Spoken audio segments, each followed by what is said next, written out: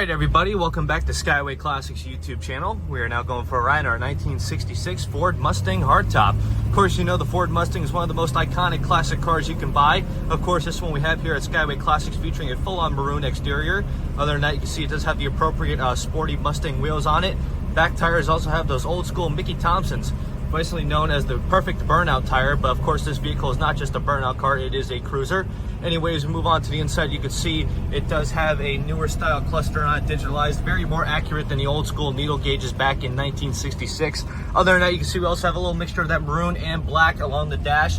Other than that, you can also see we got the twin bucket seats. It is an automatic on the floor, the appropriate old school Mustang shifter. Same for the back seats, you got the same material combination there, but in very good condition, no flaps, no molds. Along the dash, you can see the dash is in very good shape as well. For audio system, we got Kenwood stereo along with some kick panel speakers. I believe there's none in the back, but just the kick panel speakers will do. Other than that, you do see on the lower side there, we do have vintage air. But along back side in 66, you did not have vintage air, but you did have the nice stylish vent windows and old school cranks. Very cool how they did the door handles back in 66. I do admire that personally.